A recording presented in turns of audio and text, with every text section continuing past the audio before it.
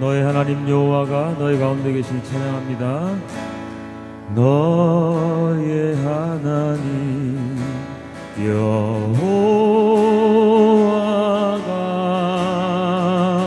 너의 가운데 계시니 그는 구원을 베푸실 전능자시라.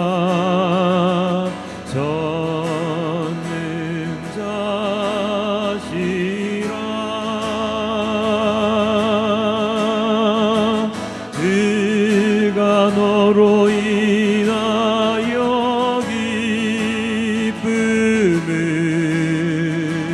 이기지 못하시며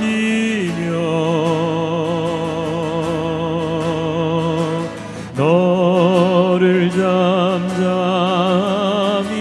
사랑하시며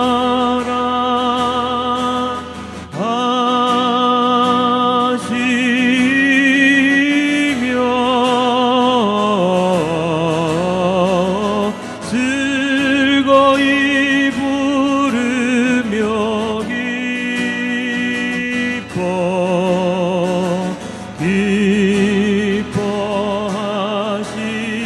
기뻐하시리라.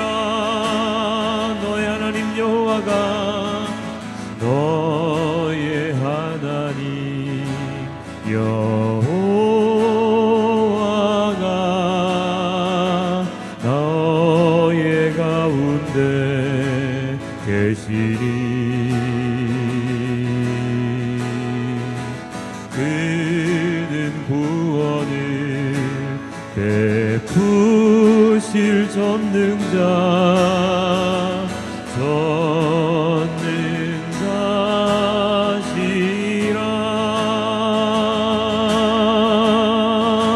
그가 너로 인하여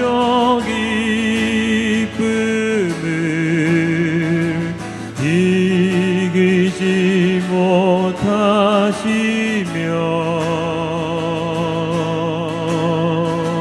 너를 잠잠히 사랑하시며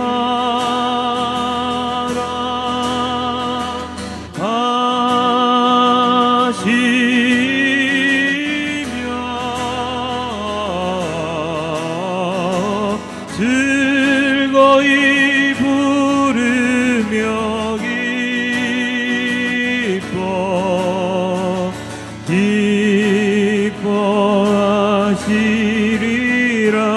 즐거이 부르며 기뻐하시리라. 즐거이 부르며 기뻐하시리라. 다시 한 번 더 즐거이 부르며 기뻐하시리라. 즐거이 부르며 기뻐하시리라.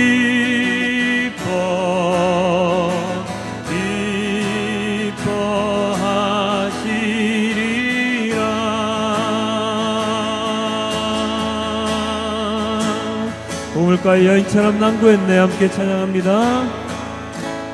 우물가의 여인처럼 난구했네. 헛되고 헛된 것들을 그때 주님 하신 말씀 내 샘매와 생수를 마셔라. 오 주님 채우소서. 나의 잔을 높이 듭니다. 하늘 양식 내게 채워주소서. 넘치도록 채워주소서. 많고 많은 사람들이 찾았었네. 헛되고 헛된 것들을 주 안에 감추인 보배 세상 것과 난 비길 수 없네. 오 주님 채우소서. 나의 잔을 높이 듭니다. 하늘 양식 내게 채워주소서.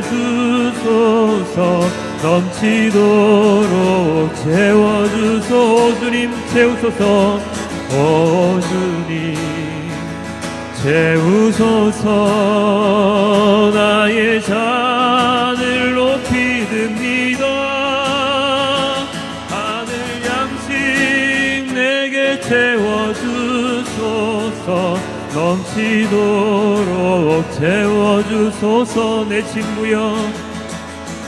내 친구여 거기서 돌아오라. 내 주의 넓은 품으로. 우리 주님 너를 반겨 그 넓은 품에 안아주시리.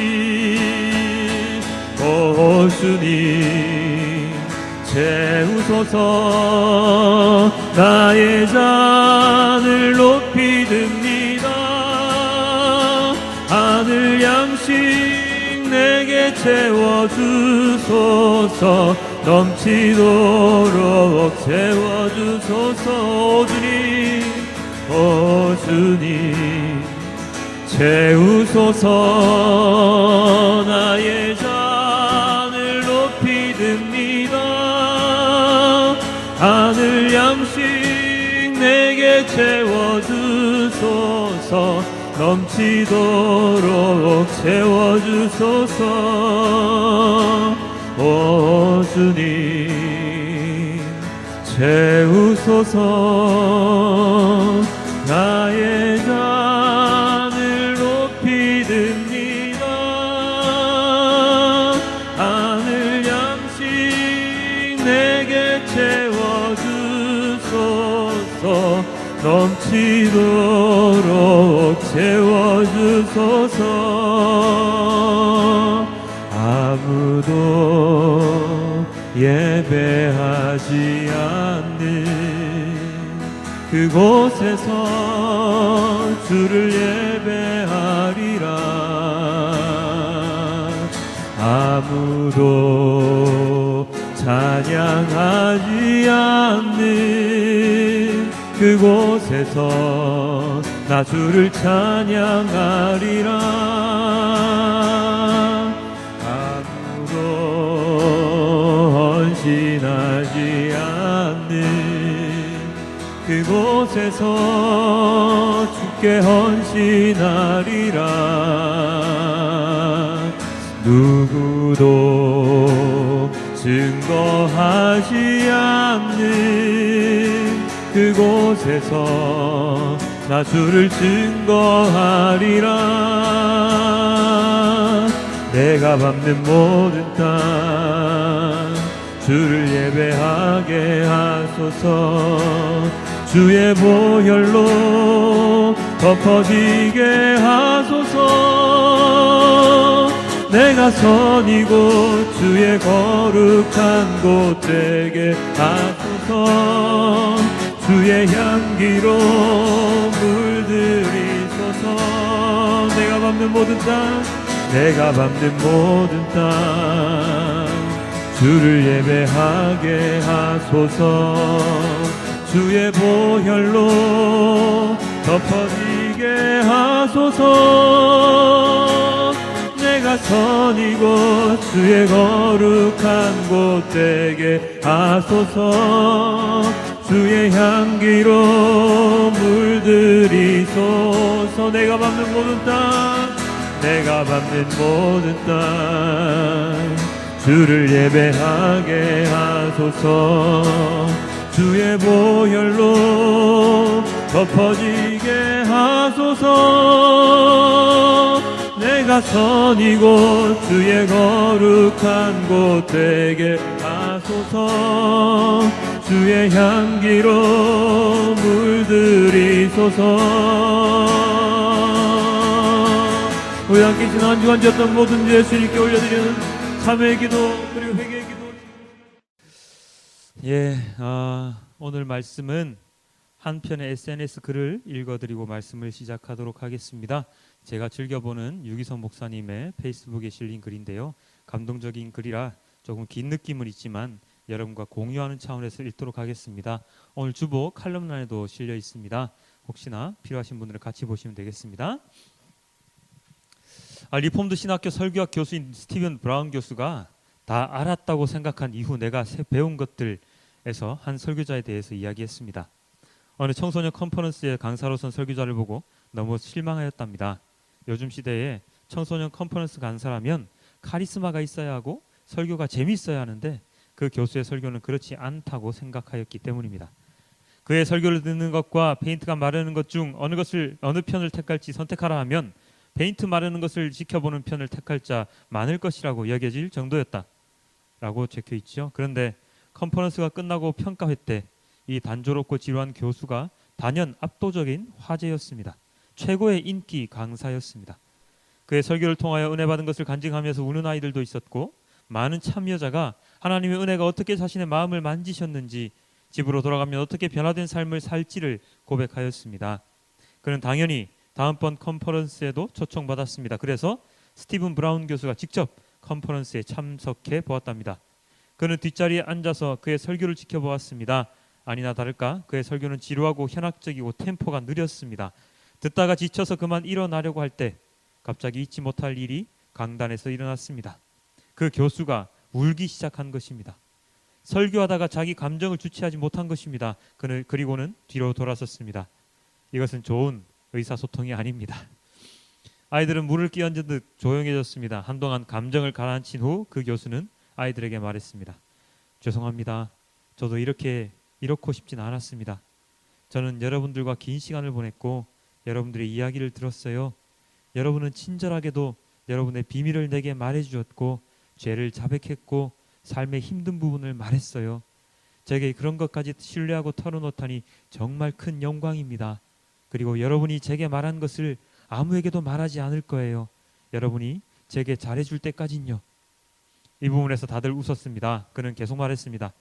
그런데 저는 강의를 하다가 제 강의 내용에 집중할 수가 없었고 여러분에 대하여 생각하게 되었어요. 저는 이 컨퍼런스가 끝나는 것이 싫어요.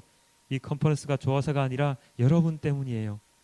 여러분이 제 마음속에 들어왔고 저는 이 컨퍼런스가 끝난 후에도 여러분을 생각하고 여러분을 위하여 기도할 것이에요. 제가 여러분을 사랑한다는 것을 알리고 싶어요. 그러나 저의 사랑은 하나님이 여러분을 사랑하시는 것엔 미치지 못해요. 그것을 기억하세요. 나는 예상치 못한 눈물을 보았고 설명할 수 없는 능력을 보았습니다. 사랑을 본 것입니다. 바로 그것이었습니다. 그것이 그 설교자가 청소년들의 마음을 움직인 비결이었습니다. 진심으로 회중을 사랑하는 것입니다. 사랑의 화법이 카리스마도 이깁니다. 스티븐 브라운 교수의 글을 읽으면서 회개가 되었습니다. 저도 유기성 목사님이시죠. 저도 설교자이기에 감동적인 설교를 하고 싶고 또 설교 준비에 애를 쓰지만 좀처럼 감동적인 설교를 하지 못합니다. 제겐 지식이나 경륜이나 카리스마가 없는 것이 아니라 회중을 향한 진심 어린 사랑에서 나오는 눈물이 부족합니다. 눈물이 없이 감동만 주려니 완전 도둑놈 심보입니다. 비단 설교뿐이겠습니까? 가정이나 교회, 직장에서 그렇게 말을 많이 하는데도 사람들은 변화가 없습니다. 진정한 사랑에서 나오는 눈물이 없기 때문입니다.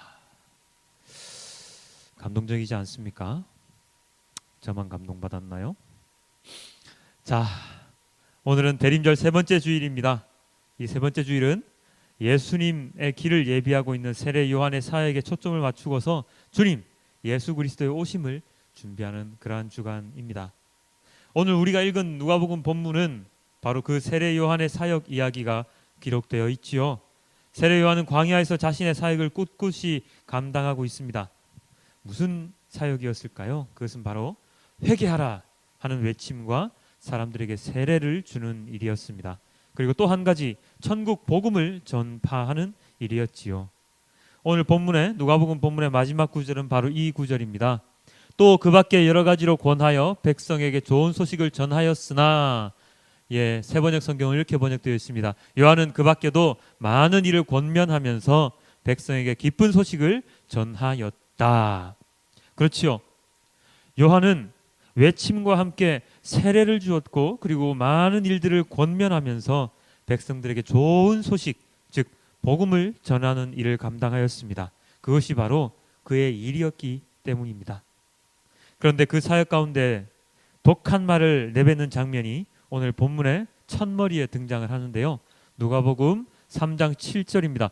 요한이 세례받으러 나오는 무리에게 이르되 독사의 자식들아 누가 너희에게 일러 장차올 진노를 피하라 하더냐. 독사의 자식들아. 굉장히 무서운 말이지 않습니까? 독사의 자식, 사람에게 독사의 자식이라니요. 이 시대에 독사라는 비유는 바로 사단, 마귀를 뜻하는 경우가 많이 있었습니다. 그러니 독사의 자식들이라고 말하는 것은 바로 사단의 자식들이라는 뜻이지요. 그런데 이 말을 들어야 하는 사람들, 들은 자들은 과연 누구일까요? 그것은 바로 세례 요한에게 세례를 받으러 나오는 자들, 회개하는 자들, 그러한 자들이 아니라 세례 요한의 이 광야에서의 모든 사역을 감시하고 무슨 꼬투리라도 삼을 것 없나 하면서 바라보고 있는 종교 지도자들을 향한 말씀이었습니다. 세례 요한의 사역은 종교 지도자들에게 큰 이슈였습니다. 허락받지 아니한 자가 회개하려고 떠들고 다니면서 자신의 세력을 넓히는 상황이었으니 예의 주시하지 않을 수가 없었지요. 그래서 그들은 세례 요한을 감시할 목적으로 세례 요한이 가는 곳을 따라다니게 됩니다. 그런 그들을 향해서 세례 요한은 독사의 자식들아 라고 외치면서 그들에게 독설을 내뱉고 있는 것입니다. 그런데 이 세례 요한의 말씀은 단지 그들을 미워하기 때문에, 그들의 행위가 너무나도 보기 안 좋기 때문에 그렇게 내뱉은 말은 아니었습니다. 그 말 속에는 이 말을 듣고, 이 독사의 자식들아 라는 말을 듣고 회개할 것을, 진정으로 회개할 것을, 종교 지도자로서의 제대로 된 일을 할 것을 깨달을 것을 그 세례 요한의 마음에 내포하고 있었습니다. 너희들 참으로 가증스러운 인간들인 것은 맞지만 그래도 너희들이 지금이라도 마음을 돌리게 하는 것, 하나님의 메시지를 제대로 깨닫게 만드는 것, 그것 또한 나의 사역이다 라고 하는 마음이 내포되어 있는 것이지요. 3장 9절에 이렇게 나와 있습니다. 이미 도끼가 나무 뿌리에 놓였으니 좋은 열매 맺지 않은 나무마다 지켜 불에 던져지리라. 진심으로 이제 곧 주님이 오실 터이니까 마음을 돌려라 하는 것을 권면하고 있는 것입니다. 그 화법이 좀 강해서 그렇지 마음에는 다른 이들, 회개하고 세례받는 다른 이들에게 전하는 것과 동일한 마음이, 그러한 동일한 마음이 이 독사의 자식들아라고 내뱉는 그 종교 지도자들에게도 향하고 있었다는 것이죠. 그 마음에 바로 하나님의 사랑이 함께 있었기 때문에 그것이 가능한 것입니다. 우리들은 이러한 세례 요한의 모습을 본받아야 할 필요성이 있습니다. 물론 그런 일이 없으면 좋겠지만 어떤 이가 잘못된 신앙으로 잘못된 길을 가고 있다면, 그래서 달래서 그를 변화시키려고 노력을 했지만 전혀 변화되지 않는다면 그를 향해서 강하게 이야기할 필요가 있는 것이죠. 그냥 그가 듣기 좋은 말만 하면서 그가 돌이킬 수 있는 기회를 박탈하게 만든다면 그것은 우리가 잘못하고 있는 것입니다. 마찬가지로 누군가가 나에게 달콤한 말로써 나를 잘못된 길로 인도하고자 하는 자들도 있을 수 있습니다. 사람들은 자기 자신을 축혀 세우는, 그리고 달콤한 말을 해주는 사람들의 말에 넘어가기 딱 좋은 존재들이죠. 나에게 쓴말하는 사람들과 함께 있기보다는 나에게 달콤한 말을 해주는 사람, 미혹적인 말을 해주는 사람, 나를 지켜 세워주는 사람들과 더 많이 있고 싶어 합니다. 그래서 쓰면 뱉고 달면 삼킨다는 우리 속담도 있죠. 진정 나에게 필요한 것은 쓴 약인데도 말입니다. 그래서 우리가 남에게 말을 전할 때도, 말씀을 전할 때도, 그리고 말을 들을 때도, 말씀을 들을 때도 항상 조심하고 또 조심해야 하는 것이죠. 저 사람의 말이, 아니면 내가 전하는 이 말이 진정 나를 위한 것인지 그를 위한 것인지 정확하게 판단을 하고 분별할 필요가 있는 것입니다. 오늘 누가복음 본문에서는 다양한 사람들이 세례 요한에게 질문을 합니다. 여러 무리가 묻기도 하고, 그리고 세리가 묻기도 하고, 그리고 유대 군인들이 묻기도 합니다. 우리가 무엇을 해야 합니까? 모든 질문의 여지가 그겁니다. 나는 이런 처지인데 나는 이제 무엇을 해야 합니까? 나는 군인인데 무엇을 해야 합니까? 나는 세리인데 무엇을 해야 합니까? 이러한 사람들의 질문에 세례 요한은 이렇게 대답을 합니다.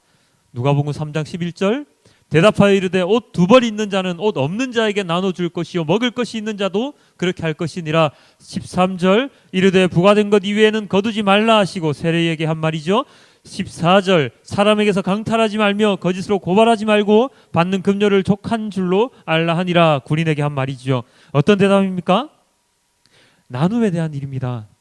자신의 개인적인 욕심, 이익을 취하지 말라는 것입니다. 거짓된 행동을 하지 말라는 것이죠.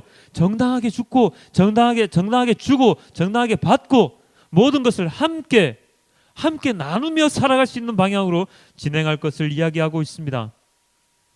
관행적으로 이루어지는 일들은 할 생각을 하지 말라는 뜻이지요.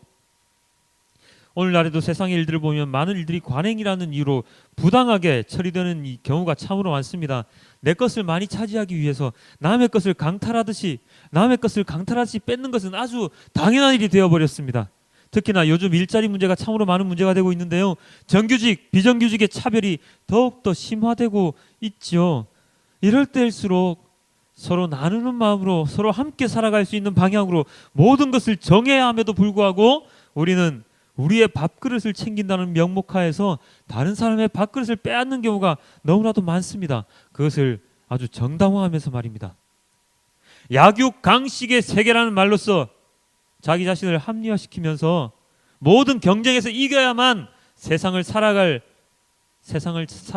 권리가 있는 양, 그렇게 살아가는 사유가 되어버렸습니다. 남을 이기지 않으면 내가 살아남지 못한다는 의식이 팽배해서 무엇이든 1등을 해야 하고 어디서든 이겨야 합니다. 그래야 살아남습니다. 이런 것은 동물의 세계이지 인간의 세계라고 할 수 없습니다. 동물의 세계의 법칙을 인간 세계까지 들여와서 강한 자만이 살아남을 수 있다는 식으로 사람을 몰아붙이게 되면 결국에는 아무도 살아남지 못할 것입니다. 그래서 오늘 세례 요한은 우리에게 말합니다. 뭐라고요? 나누어 주라고요. 옷도 나누어 주고 먹을 것도 나누어 주고 부과된 것 이외에는 거두지 말고, 그리고 강탈하지 말고 거짓으로 고발하지 말고 내가 받는 이것으로 충분하다고 생각을 하라, 이 말입니다. 만족하며 살아가라, 이 말입니다. 그런데 여러분, 이 세상을 살아가면서 이렇게 살아갈 수 있겠습니까? 이렇게 살아가는 사람은 아마 이 세상에서 바보라는 소리를 듣고 살아갈 수밖에 없을 겁니다. 에이 바보야, 그렇게 살아서 너한테 남는 게 뭐가 있어? 그런데 이거는 누구의 말씀이죠? 하나님의 말씀이죠. 그리스도인은 어떻게 살아가야 되는 사람들입니까? 하나님의 말씀에 순종하며 살아가야 되는 사람들이죠. 그렇다면 우리는 어떻게 살아가야 합니까? 이 말씀에 순종하며 살아가야 합니다. 즉 세상에서 바보라고 하더라도 우리는 그 삶을 살아가야 하는 것이죠. 왜냐? 우리는 그리스도인이고 그것이 진정한 그리스도인의 삶이기 때문입니다. 이 모든 말씀 가운데, 오늘 우리에게 주시는 모든 말씀 가운데 가장 중요한 메시지, 오늘 세례 요한은 우리에게 이 구절을 우리에게 말하고 있습니다.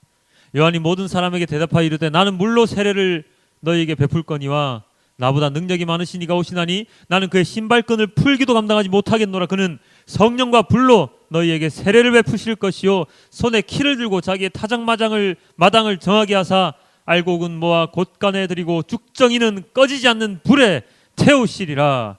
불과 성령으로 세례를 베푸시는 분, 세례 요한이 신발끈을 풀기도 감당하기 힘들 정도로 높으신 분이 심판의 날에 알곡과 죽정이를 분별하여서 천국과 지옥으로 사람들을 심판하실 분, 바로 예수 그리스도께서 곧 오실 것을 그는 우리에게 이야기하고 있습니다. 이것이 복음이죠. 그에게 나와서, 세례 요한에게 나와서 회개하고 세례를 받는 이들에게 너희들은 구원을 받을 것이다라고 하는 것만큼 좋은 소식이 무엇이겠습니까? 너희들을 구원하시리, 우리가 그토록 기다리던 분이 곧 오실 것이다 라고 하는 것처럼 기쁜 소식이 어디 있겠습니까? 세례 요한은 이 소식, 이 기쁜 소식을 전하기 위해서 이 땅에 태어난 자이지요. 그가 이런 좋은 소식, 기쁜 소식을 전할 수 있는 원동력은 바로 무엇입니까? 그것은 바로 사랑입니다. 하나님의 사랑이지요. 그가 마음에 하나님의 사랑이 자리 잡고 있지 않았다면 그는 그의 사역을 감당하기 힘들었을 것입니다. 세례 요한이 탄생했을 때 그의 아버지 사가랴는 이렇게 얘기를 합니다. 누가복음 1장 76, 78절인데요. 아가야, 너는 더없이 높으신 분의 예언자라 불릴 것이니 주님보다 앞서가서 그의 길을 예비하고 죄사함을 받아서 구원을 얻는 지식을 그의 백성에게 가르쳐 줄 것이다. 이것은 우리 하나님의 자비로운 심정에서 오는 것이다. 어디서요? 하나님의 자비로운 심정에서 오는 것이다. 너가 태어난 것은 주님이 오실 길 예비하는 것, 그리고 죄사함을 받아서 구원을 너희는 받을 수 있다라고 먼저 얘기해 주는 것인데, 그것은 어디서 나온다? 바로 하나님의 자비로운 심정에서 나온다는 것이지요. 이 하나님의 자비로운 심정, 이 하나님의 자비로운 마음, 하나님의 그 사랑이 세례 요한과 함께 하였기 때문에 세례 요한은 그 험난한 광야에서 그 고된 사역을 감당할 수 있었던 것입니다. 메뚜기와 석청을 먹으며 낙타 토론만 읽고서 그 어려운 시기를 견뎌낼 수 있었다는 것이죠. 그렇기에 죄인인 유대인들에게 회개의 말씀을 선포하였고, 그리고 종교 지도자들에게도 독사의 자식들아 라고 호통치면서 그들이 하나님 곁으로 돌아올 수 있게 만들었지요. 무엇 때문이라고요? 바로 하나님의 자비로운 심정, 하나님의 사랑 때문입니다. 이러한 세례 요한의 말씀과 더불어서 사도 바울은 오늘 우리에게 이렇게 이야기를 하고 있습니다. 빌립보서 4장 4, 5절입니다. 주 안에서 항상 함께 읽어볼까요? 시작. 주 안에서 항상 기뻐하라. 내가 다시 말하노니 기뻐하라. 너희 관용을 모든 사람에게 알게 하라. 주께서 가까우시니라. 아멘. 여러분은 삶 가운데 언제나 기쁘십니까? 언제나 기쁨이 충만하십니까? 그렇지 못하지요. 기쁨만으로 가득한 삶을 살아간다면 얼마나 좋겠습니까? 많은 그렇지 못한 것이 우리가 살아가는 이 삶의 현실입니다. 그렇지만 사도 바울은 우리에게 항상 기뻐하라고 이 두 번에 걸쳐서 항상 기뻐하라, 내가 다시 말하노니 기뻐하라, 두 번에 걸쳐서 강조하고 있습니다. 그리고 다른 이들에게 마음을 너그럽게 품고 관용을 보이라고 이야기합니다. 내가 기뻐함과 남에게 관용을 베풀어야 함, 그것은 나의 신앙과 타인을 위한 배려를 나타내는 것이죠. 내가 항상 기뻐할 수 있음은 무슨 이유 때문이었겠습니까? 주 안에, 주님 안에 있기 때문이죠. 주 안에서 항상 기뻐하라, 주님 안에 있기 때문입니다. 사도 바울이 우리에게 얘기하고 있습니다. 주님 안에서 항상 기뻐하라. 마찬가지로 그러한 기쁨 가운데서 주님께서 가까이 오심을 먼저 깨달은 우리가 다른 이들을 품을 수 있는 너그러운 마음, 사랑의 마음을 품을 것을 우리에게 권면하고 있지요. 세례 요한이 사람들에게 회개할 것을 주문할 때 그 이유가 되는 것은 무엇이었습니까? 바로 천국이 가까이 왔기 때문에 회개하라. 뭐라고요? 천국이 가까이 왔느니라. 그렇게 선포했지 않습니까? 그리고 사도 바울 역시 무엇이라고 우리에게 얘기하고 있습니까? 주께서 가까우시니라. 주님께서 가까이 왔느니라. 사도 바울 역시 우리에게 주님께서 가까이 왔음을 이야기하고 있습니다. 그리고 사랑하고 관용을 베풀고 주님 안에서 언제나 기뻐하라고 이야기를 하고 있습니다. 사랑하는 성도 여러분, 기독교는 사랑의 종교입니다. 여타 여러 가지 표현이 있을 수 있겠지만 그 중에서 그래도 가장 중요한 것은 사랑이지요. 세례 요한의 마음에 담겨 있던 것도 긍휼한 마음, 하나님의 자비로운 마음, 바로 사랑의 마음입니다. 바울 사도가 그렇게 자신의 몸을 사리지 않으면서까지 전하려고 했던 것도 주님의 사랑이요. 오늘 처음 읽어드린 유기선 목사님의 그 칼럼의 중심 주제도, 그 SNS 이야기의 중심 주제도 바로 사랑입니다. 우리는 잘 알고 있습니다. 주님께서 사랑하라고 성경에서 끊임없이 말씀하시기 때문입니다. 그렇지만 그 사랑을 정작 실천하는 삶을 살기는 참으로 어렵습니다. 왜냐하면 인간 세상이 그렇게 하기 너무나도 힘든 세상이기 때문입니다. 하지만 그 어느 때보다도 더욱더 사랑을 전파해야 되는 이유가 여기 있습니다. 그것은 바로 주님 오실 날이 머지 않았기 때문입니다. 주님께서 가까이 오셨기 때문입니다. 이것은 주님의 재림의 날, 주님의 재림의 날이 곧 닥쳤다는 뜻도 될 수가 있겠지만 우리가 주님을 만나 뵐 날이 이제 얼마 남지 않았다 라는 뜻도 될 것이지요. 그렇기 때문에 우리가 주님을 만나 뵙기 그 전날, 그 전까지 하나님의 사랑을, 우리가 사랑을 전할 수 있는 그런 날이 이제 얼마 남지 않았다 라고 하는 뜻도 될 수가 있을 것입니다. 모르는 일 아닙니까? 벼락같이 당장 내일 주님이 오실 수도 있는 일이고, 아니면 당장 내가 내일 운명을 달리할 수도 있습니다. 어쩌면 나는 앞으로 50년 이상 살아갈 것이지만 내 옆에 있는 나와 친한 사람이 주님을 알지 못하고 당장 10분 뒤에 아니면 내일 모레 갑자기 나와 영영 먼 이별을 할 수도 있는 문제입니다. 하나님 나라는 우리가 원하는 때 오지 않습니다. 우리가 세운 계획에 따라 주님이 오시는 것이 아닙니다. 그렇기 때문에 우리는 언제나 이 사랑을 전하기 위해서, 하나님의 말씀을 전하기 위해서 우리의 시간을 소중하게 사용해야 합니다. 세상은 우리의 눈을 멀게 합니다. 무엇으로 그렇게 합니까? 에이, 그게 바로 인간이 살아가는 세상이야. 그게 바로 인간이 살아가는 삶이야. 라는 말로 말입니다. 부와 명예를 차지해야 된다는 명목으로, 그리고 다음에 라는 말로써 온갖 달콤한 유혹으로써 우리의 눈을 멀게 합니다. 그렇게 우리가 눈이 멀어가, 우리의 눈이 멀어 가는 그러한 길 동안 우리의 영혼은 피폐해지고 회개할 수 있는 기회는 사라져서 어쩌면 주님과 만나게 될 그날 두려움과 좌절감으로 주님을 만나게 될지도 모릅니다. 하나님 아버지를 아는 여러분들이 예수님을 내 마음속에 모시고 있는 우리가 그렇게 두려운 마음으로 주님이 다시 오실 날, 아니면 주님을 다시 뵙게 되는 날을 맞이하고 싶지는 않지 않습니까? 빌립보서 4장 6절은 이렇게 되어 있습니다. 아무것도 염려하지 말고 모든 일을 오직 기도와 간구로 하고 여러분이 바라는 것을 감사하는 마음으로 하나님께 아뢰십시오. 그리하면 사람의 헤아림을 뛰어넘는 하나님의 평화가 여러분의 마음과 생각을 그리스도 예수 안에서 지켜줄 것입니다. 오직 주님 안에 우리가 거할 때 우리는 염려 없이 주님께서 주시는 은혜 가운데서 기도와 간구로 세상을 살아갈 수 있습니다. 하나님의 평화가 우리의 마음과 생각 속에 자리 잡을 수 있을 것입니다. 우리가 해야 할 일, 우리가 할 수밖에 없는 일, 그것이 바로 이것입니다.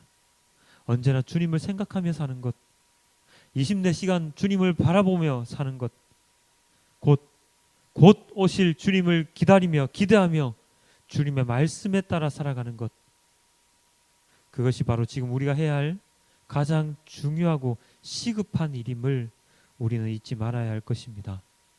주님의 사랑이 우리의 마음속에 있다면 우리가 미워하는 그 어느 누구에게라도 우리는 주님의 말씀을 전할 수 있으며 그들이 진정으로 우리에게 돌아올 수 있도록 그들에게 호통칠 수 있고 그들을 권면할 수 있음을 우리는 잊지 말아야 할 것입니다.